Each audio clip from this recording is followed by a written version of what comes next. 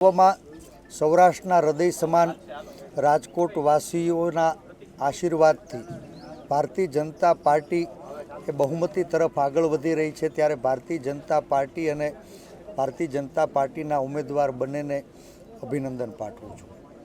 આપ સૌ એના સાક્ષી છો। આ રાજકોટનું રણ મેદાન એ સાંસદ બનવાની હરીફાઈ નથી। રાજકોટની લડાઈ કોઈ વ્યક્તિથી વ્યક્તિ વિરુદ્ધની લડાઈ નથી, કોઈ પાર્ટીથી પાર્ટી વિરુદ્ધની લડાઈ નથી। રાજકોટનું રણ મેદાન એ સંવિધાનને બચાવવાની, સંવિધાનિક અધિકારોને આગળ ધપાવવાની અને સત્તામાં બેઠેલા લોકોના અહંકારને ઓગાળવા માટેની લડાઈ હતી।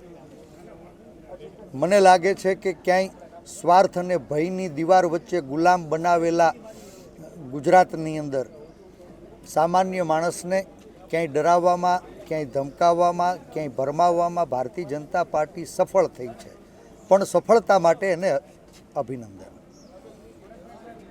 હું હંમેશા કહેતો આવ્યો છું કે આ 2024ની ચૂંટણીઓએ 2004નું પુનરાવર્તન કરવા તરફ કદાચ આગળ વધી રહી છે અને જે સમગ્ર દેશમાં રુઝાન સામે આવી રહ્યા છે એ મુજબ હજુ પણ હું આશાવાદી છું કે આ દેશના લોકો એ સત્તા પરિવર્તન કરવા માટે આદેશ આપ્યો છે અને દેશમાં ક્યાંય મંદીને હરાવવા, મોંઘવારીને હરાવવા, બેરોજગારીને હરાવવા, અત્યાચાર અને ભ્રષ્ટાચારને હરાવવા માટે થઈને દેશના લોકો એ સત્તા પરિવર્તન માટે આશીર્વાદ આપશે।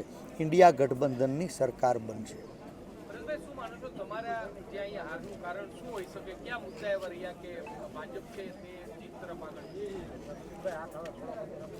મેં ફરીથી એ વાતને દોહરાવું છું કે આ લડાઈ માત્ર વ્યક્તિથી વ્યક્તિ વિરુદ્ધ નહીં, વિચારધારાથી વિચારધારા વિરુદ્ધ નહીં, વ્યવસ્થાને બદલવા માટેની લડાઈ હતી।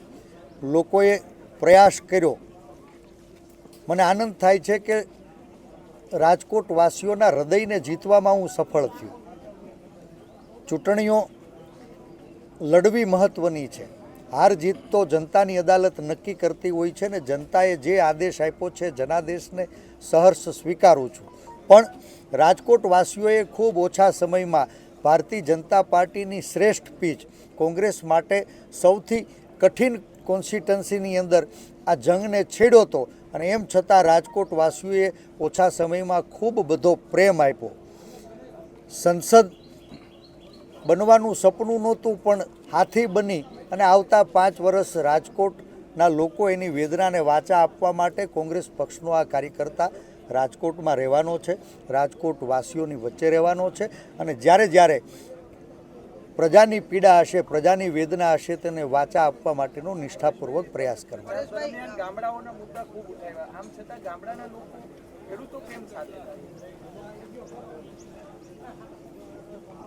હું હંમેશા કહેતો આવ્યો છું કે ગાંધી અને સરદારનું ગુજરાત આજ સ્વાર્થ અને ભયની દીવાર વચ્ચે ગુલામ બનાવવામાં ભારતીય જનતા પાર્ટી કદાચ સફળ થઈ છે।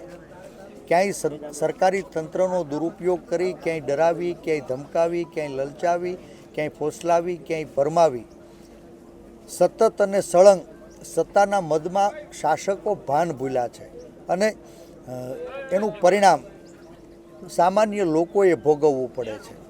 પંચાયતથી પાર્લામેન્ટ સુધી ભારતીય જનતા પાર્ટીનું શાસન છે, કોર્પોરેશનથી કેન્દ્ર સુધી ભારતીય જનતા પાર્ટીનું શાસન છે।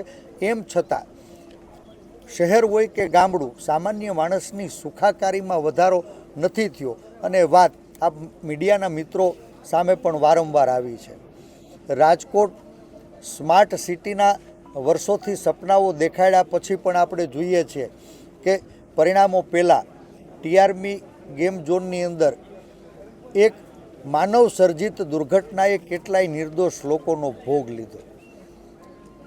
આ ચૂંટણીમાં કદાચ પરિણામ મેળવવામાં સફળ થાય કે કેમ એ તો આખરી પરિણામો કહેશે, પણ રાજકોટના હૃદય ઉપર જે ઘાવ પડ્યો છે એ ઘાવને બુજાવવા માટે, જે પીડિત પરિવારો છે એને ન્યાય આપવા માટે પરિણામ સુધી અમે આ લડાઈને ચોક્કસ આગળ વધારવા।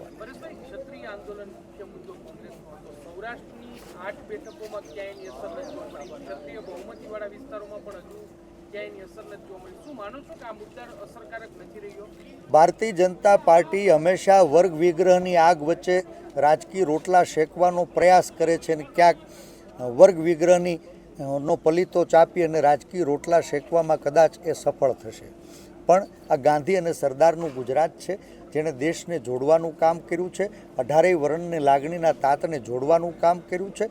ભારતીય જનતા પાર્ટી ક્યાંય નાત જાત ભાત વચ્ચે ઝઘડા કરાવી વિભાજન કરવાનો પ્રયાસ કરશે અને કોંગ્રેસ પક્ષના કાર્યકર્તાઓ ગાંધી અને સરદારના રસ્તે 18 વર્ણને ફરીથી લાગણીના તાતને જોડવા કાર્યરત રહેશે.